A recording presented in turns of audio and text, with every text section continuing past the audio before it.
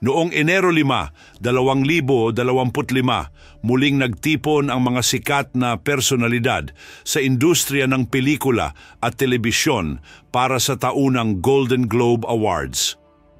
Kilala ang seremonyang ito sa karangyaan, kasiyahan at mga makukulay na talumpati, ngunit ang edisyon ngayong taon ay nagbukas ng usapan sa isang hindi inaasahang paraan. Sa gitna ng programa, ang host ay nagpakawala ng isang biro na tumutukoy sa Diyos, ang lumikha, sa konteksto ng bilang ng pagbanggit sa mga taong nakatulong sa mga tagumpay ng mga nanalo. Sa naturang biro, inilahad ng host ang isang listahan ng mga grupo at personalidad na madalas banggitin sa mga talumpati. Ang cast and crew ay nanguna sa talaan na mayroong 11 banggit, kasunod ang mga ina, moms, na may 3 at iba pang mahalagang tao tulad ng mga kaibigan. Subalit nang banggitin ng Diyos, ang may kapal at lumikha ng lahat, ang tali ay nakapako sa 0. Ang host sa kanyang pagbibiro ay nagbigay komento na maging sa isang lugar na madalas tawaging Godless Town, tila nalimutan pa ang Diyos. Ang segment na ito ay nagdulot ng tawanan at masigabong palakpakan mula sa mga dumalo. Ngunit hindi rin maiwasan ng ilang manonood na magtanong, saan nga ba napupunta ang ating pasasalamat? Bagamat ang intensyon ng biro ay para sa kasiyahan, ito'y nagbigay daan sa mas malalim na pagninilay tungkol sa kaugnayan ng tao sa may kapal.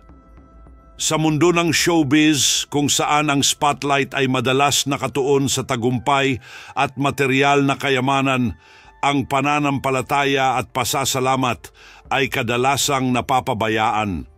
Ang biro na nagdulot ng tawanan ay maaari ring magbigay paalala. Gaano ba kadalas nating kilalanin ang Diyos, hindi lamang sa tagumpay, kundi pati na rin sa pang-araw-araw nating buhay? Sa pananaw ng pananampalataya, ang presensya ng Diyos ay hindi nakasalalay sa dami ng pagbanggit sa Kanya. Ang Diyos ay laging naroroon, nakakaalam ng lahat ng bagay, kahit ang mga hindi natin sinasabi. Ang birong ito sa Golden Globe ay isang pagkakataon upang pagnilayan ang ating relasyon sa Diyos.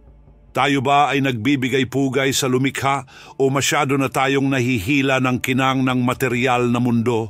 2 araw matapos ang Golden Globe Awards, isang napakalaking wildfire ang sumiklab sa Los Angeles, California.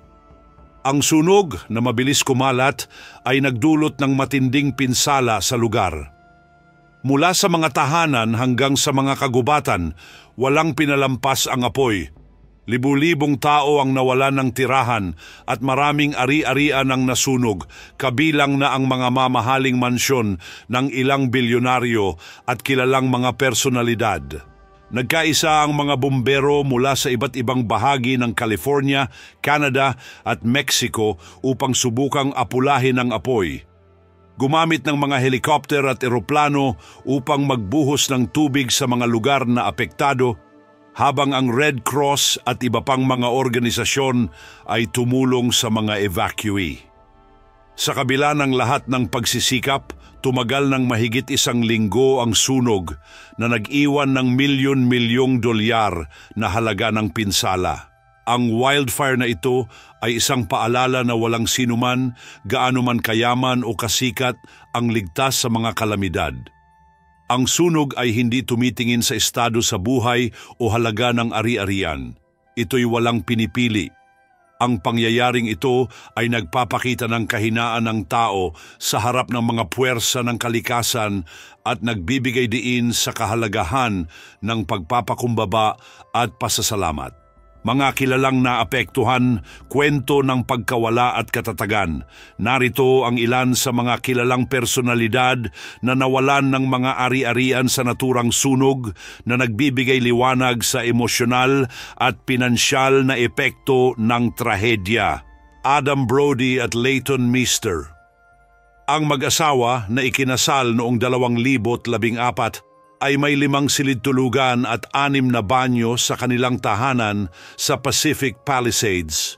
na may halagang 6,500,000 dolyar. Ang sunog ay nagdulot ng ganap na pagkawasak sa kanilang bahay, pati na ang 2,000,000 dolyar na halaga ng kanilang mga naipundar. Paris Hilton at Carter Reum. Si Paris Hilton ay nanonood ng live coverage ng wildfire habang nasusunog ang kanyang mansyon na nagkakahalaga ng 8,000,000 at 400 dolyar. Habang pinapanood ito, hindi niya napigilan ang pagtulo ng kanyang luha. Mabuti na lamang at wala siya sa bahay noong mangyari ang insidente. Billy Crystal at Janice Crystal, isa sa pinakamahalagang ari-arian na nawala ay ang 435 milyong dolyar na bahay ng mag-asawang Crystal na itinayo pa noong 1936.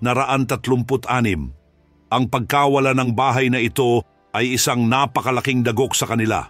Cameron Mathison at Vanessa Arevalo. Nawalan ang mag-asawa ng 3.5 milyong tahanan at mga hindi mapapalitang alaala. Sa kabila ng kalungkutan, ipinagpapasalamat nila na ligtas ang kanilang mga anak, John Goodman. Ang 4.6 milyong bahay ng veteranong aktor ay natupok din sa sunog. Ang mga taong pinaghirapan niyang buuin ay naglaho sa isang iglap, ngunit nananatili siyang nagpapasalamat na ligtas ang kanyang pamilya. Anthony Hopkins. Nawala ang parehong dating bahay ni Hopkins at ang kanyang bagong tahanan na may halagang 11 milyong dolyar. Ang kombinasyon ng mga nawalang ari-arian ay umabot sa halos 15 milyong dolyar. Ang wildfire na sumalanta sa Los Angeles ay higit pa sa isang trahedya. Isa rin itong mahalagang paalala. Ipinapakita nito na gaano man kalaki ang ating mga naabot, gaano man tayo kayaman, o gaano man kataas ang ating katayuan sa buhay, lahat ng ito ay maaaring maglaho sa isang iglap. Ang tunay na mahalaga ay ang mga bagay na hindi kayang kunin ng anumang trahedya: pagmamahal, pamilya, pananampalataya at katatagan. Habang tayo'y nagdadalamhati para sa mga nawala, ito rin ang panahon upang kilalanin ang kahalagahan ng pasasalamat at pagpapakumbaba. Ang Diyos na nagbibigay ng lakas sa atin ay nararapat pasalamatan hindi lamang sa mga oras ng tagumpay, kundi pati sa gitna ng pagsubok. Naway magsilbi itong paalala na habang ang material na bagay ay naglalaho, ang ating pananampalataya at pag-asa ay dapat manatiling matatag. Ipagdasal natin ang mga naapektuhan ng trahedyang ito at naway maging inspirasyon ito sa atin upang mas pahalagahan ang ating mga biyaya at ipakita ang pagmamalasakit sa ating kapwa. Sa huli, ang buhay ay hindi tungkol sa kung ano ang ating naipundar, kundi kung paano natin pinagyayaman ang ating mga puso at kaluluwa.